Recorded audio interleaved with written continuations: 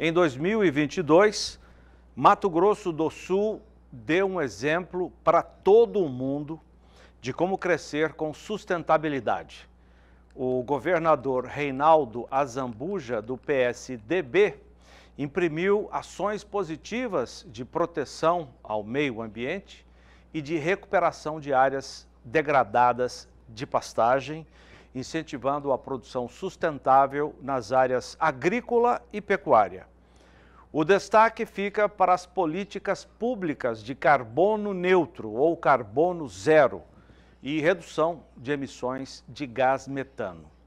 À frente desse trabalho esteve o secretário estadual Jaime Verruc, mestre em economia rural e doutor em desenvolvimento e planejamento por uma universidade da Espanha. Ele ocupou a Secretaria de Estado de Meio Ambiente, Desenvolvimento Econômico, Produção e Agricultura Familiar. E na próxima gestão, a partir de janeiro, a do governador eleito Eduardo Riedel, também do PSDB, Jaime Verruc seguirá como secretário na Semadesc, no comando da Secretaria Estadual de Meio Ambiente, Desenvolvimento, Ciência, Tecnologia e Inovação, que era a antiga Semagro, agora reformulada. O nome mudou, mas qual será a política? Quem responde é o próprio Jaime Verruc, que está aqui conosco, ao lado do nosso João Pedro. Secretário, muito boa tarde, obrigado pela entrevista. Boa tarde, Zaidan. Boa tarde, João Pedro. Ótimo estar aqui novamente com vocês, agora já como você bem relatou aí, no novo cenário, terminando um ciclo de 8 anos, né? Eu fiquei 8 anos na pasta aí que era responsável pela agricultura, pecuária e industrialização, e agora iniciando um novo ciclo, mais de 4 anos, com o governador eleito Eduardo Riedel. E o que muda, não apenas o nome, mas a política? Tem alguma novidade, alguma alteração? O então secretário Eduardo Riedel, agora governador eleito, ele usa até uma terminologia, Zaidan, desde um mote, vamos chamar assim, da sua estrutura de governo, que era um Estado próspero, um Estado digital e um Estado verde. Então ele incorporou na lógica da onde ele quer chegar em todas as atividades econômicas, a manutenção do crescimento. Mato Grosso do Sul foi um Estado que durante a pandemia foi o Estado que mais cresceu no Brasil, porque conseguiu equilibrar a produção, atividades essenciais com a saúde, então saúde e economia conseguiram ser equilibradas. Mato Grosso do Sul tem uma previsão desse ano de crescer 5,1%, a previsão é que a gente seja o segundo do país, crescendo só menos que o Mato Grosso, e para o próximo ano nós temos uma perspectiva de crescimento de 5,3%, sendo o estado que mais cresce em função do volume de investimentos, principalmente no agro e principalmente nas questões florestais. Então, o primeiro ponto é qual é a capacidade que nós temos no Mato Grosso do Sul de manter esse processo de crescimento, que é exatamente a palavra próspero. E esse crescimento se dá em bases sustentáveis, que aí vem a questão toda da discussão do verde. E para isso nós redesenhamos uma secretaria, que continua sendo a nossa Secretaria de Agricultura, Pecuária, Produção, Mineração e Florestal, que é essa organização de desenvolvimento econômico, tudo isso está junto ao desenvolvimento econômico. Ela continua respondendo pelo meio ambiente, que foi uma inovação que nós fizemos lá em 2015, juntando a produção com o meio ambiente, com resultados excepcionais, principalmente quando se trata de sustentabilidade. Quer dizer, aumentamos a área, reduzimos a área degradada, aumentamos a área do Mato Grosso do Sul em grãos praticamente 1,5 milhão de hectares, principalmente em cima de áreas de produção de pastos degradados. Então, nessa lógica, nós realmente caminhamos para a sustentabilidade. E tem aí a vertente da ciência, tecnologia e inovação, que vai transpassar todas essas atividades, na verdade. A ciência, ela está no meio ambiente, ela está na produção, está na indústria, na agroindustrialização. Então, houve uma reestruturação com um modelo muito similar ao que existe no governo federal de secretários executivos, quer dizer, com uma pasta muito grande, nós criamos uma figura de secretários executivos para que eles possam realmente intensificar ações em cada uma dessas áreas. Então, foi olhado o plano, foi olhado um propósito de crescimento e aí sim fazer uma estrutura organizacional que possa ser compatível com esses objetivos. Uma tremenda, uma mega estrutura de secretaria que condiz exatamente com esse potencial que o Estado tem de crescer e seguir dando exemplos de sustentabilidade. Realmente é uma mega, porque se a gente comparar, João, com outros estados, nós estamos falando de uma Secretaria de Agricultura e Pecuária, nós estamos falando de uma Secretaria de Indústria e Comércio, estamos falando de uma Secretaria de Ciência e Tecnologia, estamos falando de uma Secretaria de meio ambiente e ainda toda a questão em cima da agricultura familiar. Então, ela realmente traz esse propósito aí, mas quando a gente consegue montar um modelo de governança adequado, na verdade, os resultados são muito positivos, as sinergias, né? O governador eleito Eduardo Rui trava muito em transversalidade. E é isso, né, João, que está acontecendo nas próprias propriedades rurais, que a gente tem que pensar em produção, tecnologia, sustentabilidade, mercado. Então, é nessa lógica que nós montamos o governo também, de que, na verdade, nós precisamos, esses temas têm que ser transversais. Nós não podemos mais falar em agricultura sem agricultura de precisão. Agricultura de precisão é ciência e tecnologia. Nós não vamos pensar em sustentabilidade sem ter pesquisa. Então, é ciência e tecnologia para ter pesquisa adequada. Então, é nessa lógica que nós montamos a estrutura e que deu certo nesses 8 anos e é que a gente pretende que dê um novo resultado para o estado de Mato Grosso do Sul. E tem uma missão muito importante, que é o senhor cuidar da industrialização, porque o estado já se provou bom na produção de matéria-prima. Exatamente. A industrialização é que vai, na nossa avaliação, alavancar mesmo a economia do estado, a exemplo do que já acontece com o setor de florestas, né? Celulose, uma expansão fantástica. Né? Nós tivemos na semana passada a nossa última reunião do Fórum Estadual de MS Indústria. Nesse fórum foram aprovados 45 bilhões de investimentos na industrialização. Então, qual que é o foco do Estado? Primeiro, a gente caracteriza o Estado como Estado multiproteína. Quer dizer, o Estado sempre foi referência na proteína animal oriunda de bovinos.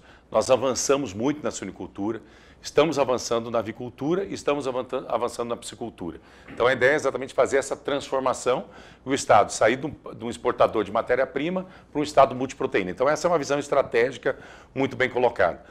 Nas matérias-primas, nós recentemente, como outros estados já fizeram, nós avançamos na questão do processamento do milho através do etanol. Então, hoje nós temos uma capacidade instalada de praticamente já absorve 25% a 30% de todo o milho produzido no estado, será já processado com etanol. Nós éramos um exportador. Nesse momento, inclusive, João, se a gente olhar o estoque de milho aqui no Mato Grosso do Sul, nós temos dentro dos armazéns 6 milhões de toneladas.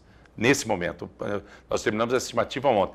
Até nós estamos fazendo algumas desonerações para sair esse milho, porque a soja está chegando. Então, nós temos um milho disponível e já sai um produto, que é o DDG, que novamente vai criar.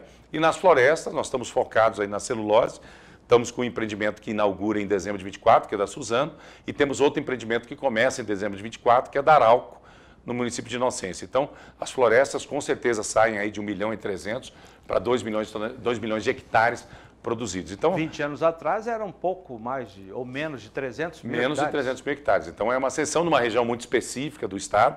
Então, acho que essa diversificação. Qual que é o grande desafio que nós estamos colocando agora dentro do governo? Se chama o plano de irrigação. Nós estamos terminando um plano de irrigação, onde nós temos que discutir, obviamente, a oferta de água, que é a questão de outorga, temos que discutir a diversificação da produção nesses pivôs e temos que discutir, que é sempre um desafio, a energia elétrica chegar de uma maneira adequada. Então, num primeiro semestre, o grande foco na área da produção agrícola vai ser exatamente a gente implantar um plano de irrigação adequado no estado. Tem um potencial, né? E cada vez mais pelas mudanças climáticas, a gente tem veranicos, alterações, e também permite a gente fazer uma diversificação. Então, esse é um dos grandes focos de curto prazo. Secretário, vocês conseguiram captar muito recurso de investimento. Proporcionalmente, talvez o Mato Grosso do Sul seja o estado que mais conseguiu atrair. O empreendedor vem para cá não apenas para a questão de ter recursos materiais, de ter matéria-prima, mas porque ele via no governo um parceiro, ele via no governo alguém que queria, junto com ele, desenvolver. O governo não encarava o empreendedor um cara que trouxesse problema, ao contrário, trazia soluções.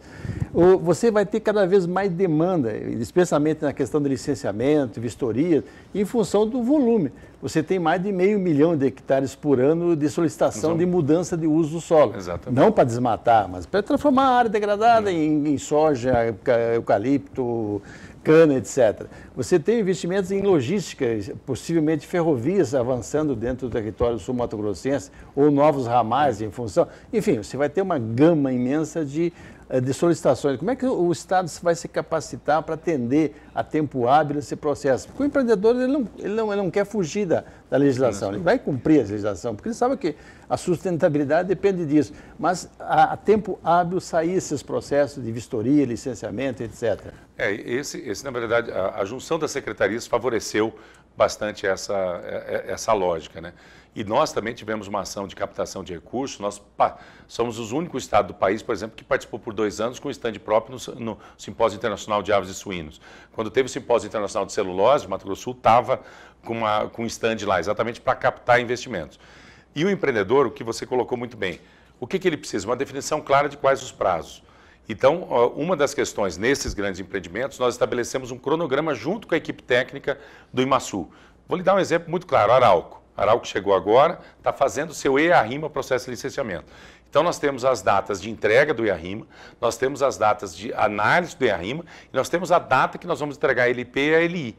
Então, isso dá uma previsibilidade ao grande empreendedor que é fundamental. Com certeza. Então, isso a gente conseguiu avançar de uma maneira significativa. E, João, e agora, terça-feira, nós lançamos a análise dinamizadora do CAR. Tá? Que é fundamental para esse processo, por exemplo, de supressão. Se eu tenho um CAR analisado, o Estado de São Paulo já fez, nós somos o segundo Estado. A partir de hoje, nós estamos subindo 63 mil propriedades no sistema de inteligência artificial, onde você, como produtor, vai receber um e-mail e falar, entra no sistema e vê se você concorda com essa nossa análise. Se você concordar, está analisado. Quanto você tem que recompor de reserva legal, quanto você tem de APP. Então, a gente usando a tecnologia, né, e aí vem lá, quando eu falei do Eldorado Rio, que fala da questão do próspero verde digital, nós queremos avançar muito na questão tecnológica para que a gente possa dar essa previsibilidade para os produtores. E uma outra questão fundamental, e que você é um grande especialista nisso, se chama logística. Né? Então, assim, a gente conseguiu trabalhar bem com a logística com a Ferro Norte, na ferrovia, não conseguimos avançar da forma que a gente gostaria na Malha Oeste. A Malha Oeste já era para ter sido recitada, que é essa de Corumbá, Três Lagoas, entra em São Paulo, vai até Mairim, que essa nós terminamos o estudo, mas a gente não conseguiu fazer o governo fazer a relicitação. Tenho dúvidas agora se as políticas de PPP, de concessão, continuam no mesmo ritmo, mas nós conseguimos avançar na nova Ferroeste, que estamos com a licença, aguardando a licença prévia para poder listar, que liga Paranaguá, Curitiba, Cascavel, Mundo Novo, Dourados, até Maracaju. Essa deve... Que pega a grande região agrícola nossa. E pega a grande região exportadora. Então, nós estamos preocupados com a logística, com estradas, nós temos um problema sério no estado, que é a BR-262, né? Hoje ela está gargalada. Na área de mineração, nós estamos dobrando investimento em Corumbá. Você imagine, se hoje nós já temos 700 carretas, botar 1.400 carretas. Então, esse é o grande desafio de curto prazo. Quando aconteceu a hidrovia do Paraguai Pará, tiveram que vir de caminhão, ficou... Agora mesmo, agora começa a recuperar, ainda tem um fluxo de caminhão elevado. Secretário, você teve uma vivência muito boa na questão da COP. Você participou, viu, sentiu lá em Glasgow. Me diz hoje, o setor agropecuário nosso seria talvez no Brasil inteiro, mas vamos especificamente no Mato Grosso do Sul, é os locais que têm maior condições de sequestrar carbono a um custo bem razoável. O problema são os recursos. O próprio ABC, que é uma fonte de recursos, chega no meio do ano e já está com... Como é que vocês veem fazer uma grande frente entre os governadores e vocês nas áreas afins, de fazer um esforço lá fora, para mostrar ao mundo que nós temos potencial de sequestrar, fazer as duas inseguranças que eles têm hoje, que é a insegurança alimentar e ambiental? Se você usar essas tecnologias para recuperação de área, você teria condições de gerar, precisaria ter recurso e também o produtor ser, a parte dessas despesas dele ser remunerada por crédito de carbono, alguma outra figura. Você vê a possibilidade de o governador, junto com os demais colegas de governo, fazer um esforço para mostrar ao mundo que o Brasil tem essas condições? João, eu acho assim, primeiro, em Glasgow, por exemplo, eu vi o grande esforço que o Ministério da Agricultura, à época com a ministra Tereza, eles fizeram no sentido de demonstrar as práticas sustentáveis da agricultura brasileira dentro do ABC+. Tanto na pecuária, como na agricultura, na intensificação, eles fizeram um grande esforço, mas eu percebia claramente que sempre esse esforço se resumia à questão da discussão do desmatamento. E a Amazônia. E a Amazônia. Eu, inclusive, quando fui apresentar lá o Estado, eu escrevi Pantanal embaixo, para ver se alguém me identificava, para saber onde era Mato Grosso do Sul e aonde era o Estado do Mato Grosso, que também estava lá conosco na questão do Pantanal. Quando foi agora na COP, eu não fui fisicamente, mas participei de várias reuniões virtuais, a minha equipe esteve lá, eu já vi um espaço maior. Nós já levamos algumas experiências, não só públicas, mas também experiências privadas de captação. Agora, essa semana, para você ter uma ideia, nós tivemos uma certificação do município de Bonito, que é o nosso principal destino de ecoturismo, um dos melhores do mundo, com a certificação de crédito de carbono. Bonito é o primeiro município de ecoturismo do mundo certificado como carbono neutro. Bom. Foi agora, com a Green Initiative, uma iniciativa da Organização Mundial do Turismo. Então, mostra isso que você está falando. Nós tivemos que analisar a agricultura, a pegada de fertilizante, como você faz todo esse processo. Então, e a ideia é fazer isso para o Mato Grosso do Sul. Então, eu acho que assim, você pensando nos governadores, eu acho que primeiro que o governador eleito, o governador Reinaldo pegou essa pauta de uma maneira muito forte. Riedel está muito empenhado na pauta do carbono, tanto que nós estamos com uma Secretaria Executiva de Meio Ambiente, com uma coordenação específica de crédito de carbono.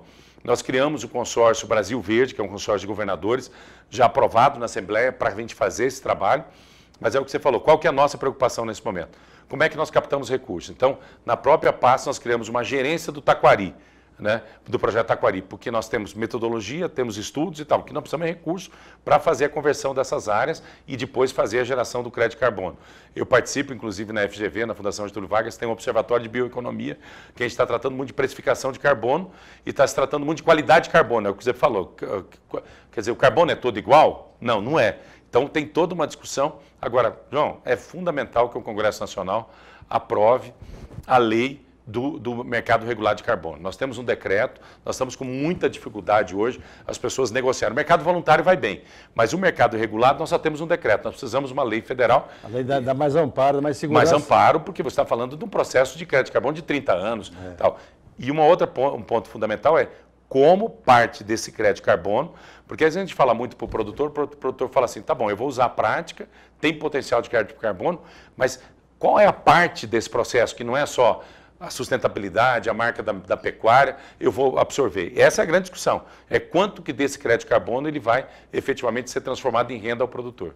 Não, e você vê o seguinte, hoje estão se criando barreiras no mundo, a Europa criando uma série de barreiras. Exatamente.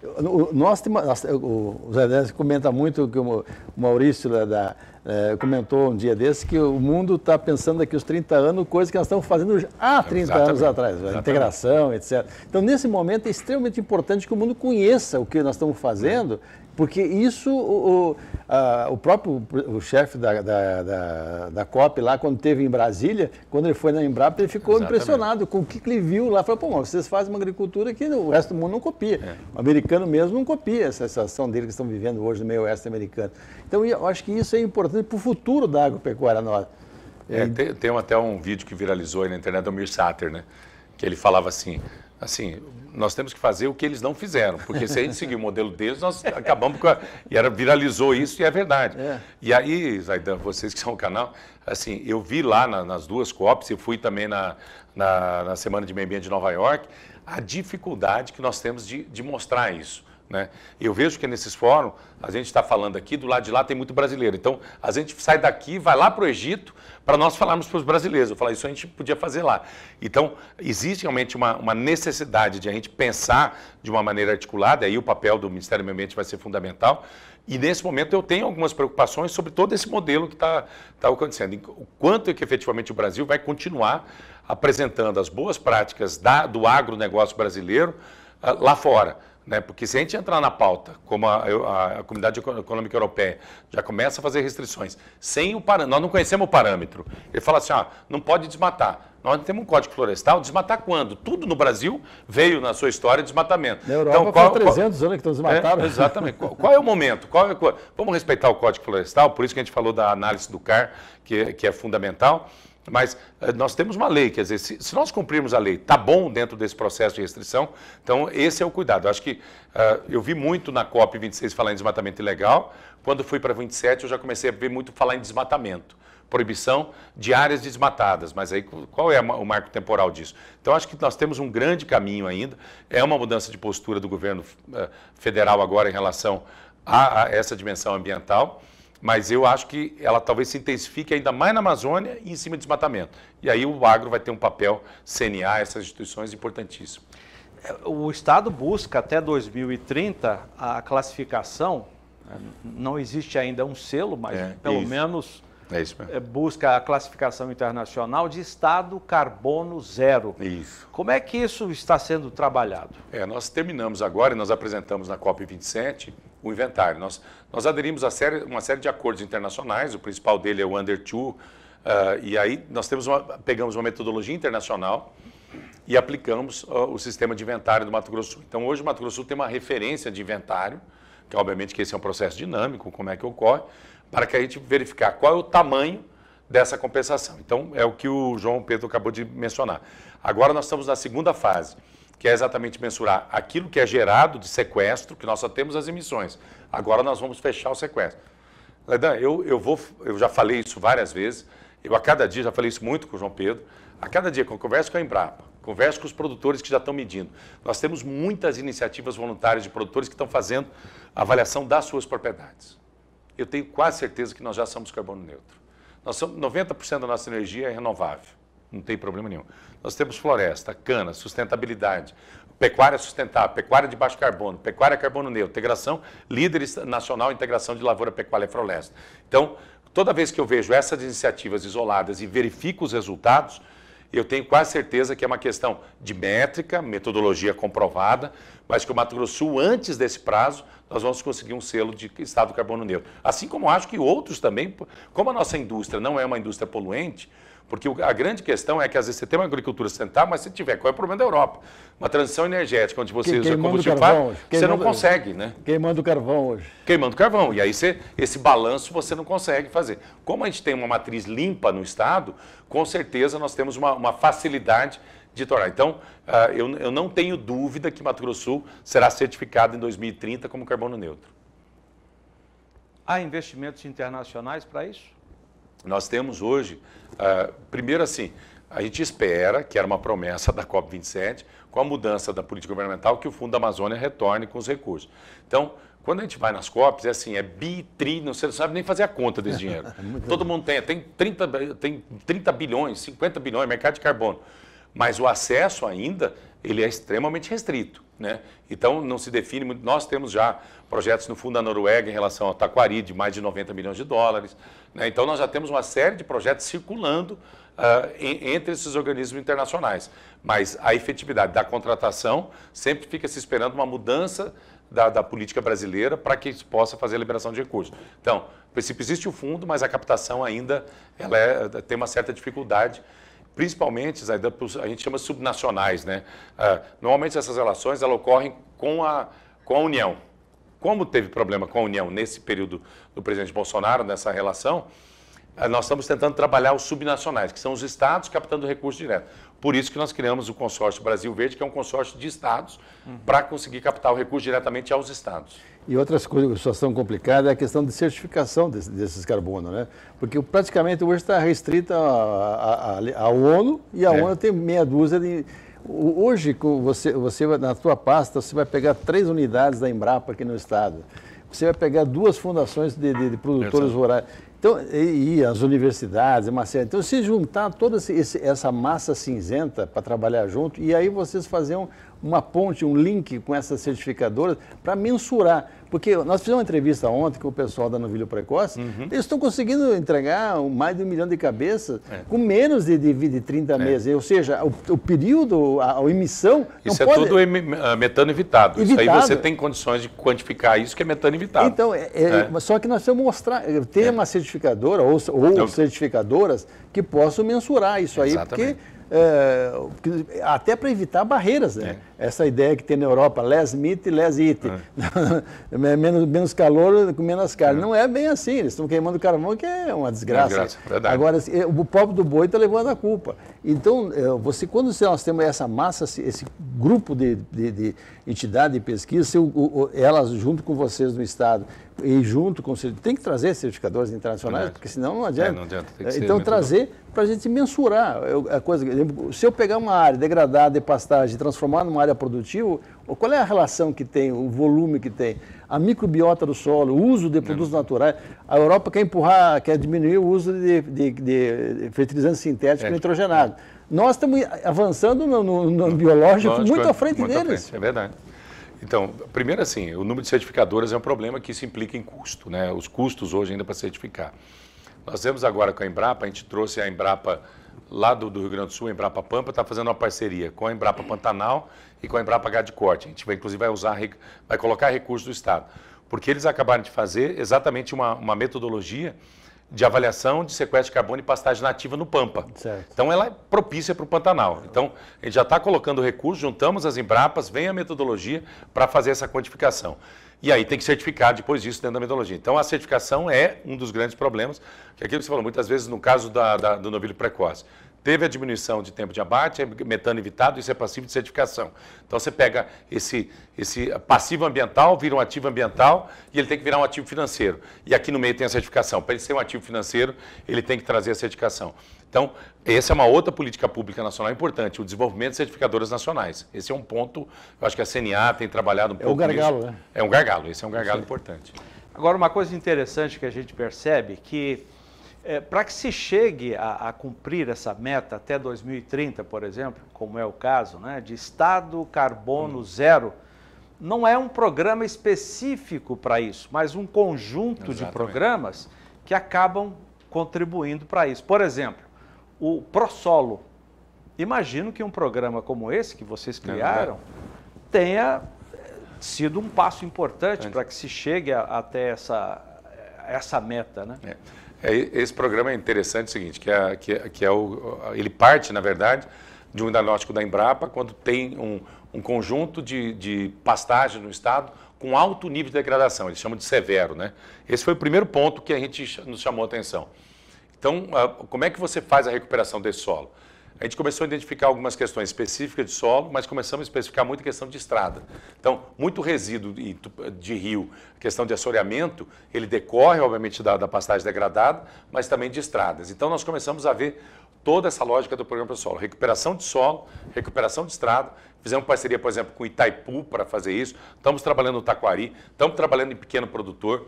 Nós tínhamos aí no estado cidades sendo praticamente engolidas por processo erosivo. Dourado, né? Novo Horizonte do Sul, que foi um caso. Agora nós estamos trabalhando em Angélica, Glória. Bonito, nós tivemos aí uma situação muito interessante, que nós tivemos uma época, o turvamento do Rio da Prata. Isso virou mídia internacional. E quem é o culpado? O produtor rural. Pronto, foi isso que nós encontramos. Então nós criamos uma Câmara Técnica de Conservação de Solo em Bonito. Ninguém faz conversão de solo sem a Semagro autorizar o projeto. O que nós identificamos lá? Problema de projeto, capacitação dos profissionais, trouxemos a Exalc para apresentar as novas metodologias de construção de curva de nível, criamos uma patrulha mecanizada ambiental com máquinas para a gente fazer essa intervenção. Se nós olharmos agora, hoje, obviamente, quando chove tem um certo turvamento, mas o tempo de limpeza do rio é o melhor já marcado no histórico que nós temos de monitoramento. Então, e é isso que mostra, na verdade, quando a gente fala a questão do ProSolo. E o governador tomou uma decisão, à época, junto com a ministra Tereza, nós, dentro do ProSolo, nós entregamos aos 79 municípios do estado um caminhão, uma pá carregadeira, uma escavadeira hidráulica e uma patrola. 200 milhões de vezes, 100 milhões de ministério, 100 milhões de governo. Para quê? Porque eles possam trabalhar nas estradas vicinais, que normalmente o João sabe como é que é. O produtor joga água na estrada e a prefeitura, quando arrumar a estrada, significa passar a máquina. Então ela vai ficando uma valeta. O que nós estamos fazendo é o contrário. A água tem que ir para o solo dos produtores, você sobe a estrada. Então tudo isso implica no investimento forte na questão do programa ProSolos. Então, acho que é um caminho que não dá, e conserva água e conserva solo. Essas barraginhas que os caras estão fazendo do lado, né, para a água ficar estocada ali e infiltrar. Infiltrar, exatamente. Eu acho que essas tecnologias, Jaime, são extremamente importantes, assim como você fala, a integração. O volume de área, o Mato Grosso do Sul é líder no país. 3 milhões e 100 mil hectares. Eu acho que no mundo inteiro não deve ter local no mundo que faça isso. Então, quando você olha o produtor se preocupado em plantar milho daqui uns dias, ele vai plantar milho, mas vai plantar braquiária junto, vai botar crotalar. Ele está fazendo um trabalho de recuperação do solo, não para uma safra, pensando no futuro. Tem produtores que eu conheço lá em Maracaju, que ele tinha 1% de matéria orgânica, depois de 10, 12 anos está com 5%. Então, a hora que você põe essa matéria orgânica no solo, o que é? É carbono retido, é um solo que tem vida, é um solo que a água não vai correr, ela vai infiltrar. Então, essas ações são extremamente importantes e que vocês vão mostrar ao mundo o que nós estamos fazendo. Exatamente. Agora, e aí entra a ciência e tecnologia de novo. Nós estamos na UEMS lá de Mundo Novo, com recursos de Itaipu, nós estamos com um laboratório de identificação de sequestro de carbono em solo. Então já começamos as primeiras experiências de monitoramento, que eu acho que e aí para exatamente depois caminhar para uma certificação. E também monitorar isso que eu falo, ao longo dos anos, em função dessa estrutura de produção integrada, como ele vai aumentando o sequestro de carbono em solo. E a Bayer já está nos ajudando também, a ProSoja tem feito um trabalho, então as grandes empresas começam também a olhar essa estrutura. Estão vendo que é fundamental a sustentabilidade. 1% de matéria orgânica, 10 toneladas de carbono, 26 de CO2. Olha, então, começa desse número que tem que ser trabalhado. Agora, o senhor trouxe uma informação importante sobre Bonito, né? Até foi classificado como o primeiro... É o primeiro destino de ecoturismo carbono neutro do mundo, pela Green Initiative, que é da Organização Mundial do Turismo. Acabou de ser certificado agora. Que bom, boa, ótima notícia. Não é só o turismo, é o município, é o território de Bonito avaliando produção agrícola, produção pecuária, turismo e todas as suas atividades. Interessante porque Bonito é também um grande centro de pecuária. Exatamente. E a pecuária é tida como vilã na questão da emissão dos poluentes, e Bonito conquistando isso é um passo muito importante. Com certeza. E minimiza Tendo muito toda aquela situação de aliada. conflito que a gente sempre tinha. Se você tinha que optar pela agricultura ou pelo turismo. Nós estamos provando que não. Você tem um turismo de qualidade e tem uma agricultura sustentável. Então, esse certificado ele comprova a capacidade que as atividades podem ser simultâneas e rentáveis para ambos os segmentos. Agora, Jaime, os demais estados da federação têm que vir aqui com vocês, conversar com vocês. Sim. Aproveitar essa experiência, que é a melhor coisa que tem, eles veem em loco o que está sendo feito. Porque essa questão de estradas vicinais e uma série de problemas é comum no Brasil inteiro. Exatamente. Infelizmente é comum. E eu estou com um desafio agora na nova secretaria, eu já tinha comentado isso com a ministra à época da Tereza, então nós temos que agora fazer o ABC mais agricultura familiar. Todo esse processo de tecnologia ele está muito focado, chamado o agro, né? Agora o próximo passo é a gente trabalhar realmente eu já tinha proposto isso no Ministério, um ABC agricultura familiar. A grande questão é que você tem que organizar o pequeno produtor. Exato. Porque ele tem dificuldade de comprar insumos, ele tem dificuldade de aplicar, ele tem dificuldade de receber assistência técnica. O segredo de você mexer é tentar atuar em cima disso. Começar pela assistência técnica. Exato. Você tem a Agraera, mas além da Agraera, você tem escritórios de técnicos, de agrônomos, em todos os municípios do estado. Fazer um esquema que o governo coparticipe do custo e os produtores também coparticipem desse custo para que eles recebam essas informações e se organizem. Porque hoje, para arrumar um caminhão para levar 10 toneladas é muito difícil. Só tem caminhão de 38, de 48 toneladas. Agora, se eu, você e o Zaidan juntarmos, eu preciso 10, precisa 10, dá certo. Mas nós fizemos um programa chamado ProFertiliza, que é dentro do programa ProSolo, tem um programa ProFertiliza só para agricultura familiar. O que nós identificamos? Que o produtor não levava o básico, o calcário, estou falando aqui de calcário, porque o preço do calcário e do frete é o mesmo. Então, o que nós fizemos? Nós licitamos o frete. Então, o Estado pagou 10 milhões de frete. Então, o produtor ia lá, ele adquiria o calcário, e aí, o que você falou, aí nós mandávamos um bitrem lá na mina e ele saía fazendo a distribuição. Então, nós distribuímos já aí mais de 70, 80 mil toneladas de calcário para os pequenos produtores, fazendo uma ação de frete. Ele adquire e nós levamos o calcário exatamente por causa dessa dificuldade. Ele vai comprar um 3/4, não dá. Então, nós fomos com o bitrem lá, levamos e nós pagamos o frete. Então, um programa muito interessante dentro do programa ProSolo, de levar calcário ao pequeno produtor. Não, o fato dele chegar o produto lá, ele tem condições dos vizinhos juntarem e contratarem alguém para distribuir, para aplicar, porque é outro gargalo. Outro gargalo. Eles não têm equipamento e não podem comprar um equipamento para ficar puleiro de galinha depois. Então tem que fazer isso. Então, a hora que nesse momento que você conseguir agregar eles, ontem nós estávamos comentando que o pecuarista é um cara difícil de agregar, mas no novilho precoce conseguiu fazer isso. Então, eu acho que esses exemplos têm que ser multiplicados. Verdade. Novilho precoce, que é um outro programa que também contribui para que o Estado consiga... É o modelo do mundo. É o modelo. Ser um bom exemplo para o mundo também.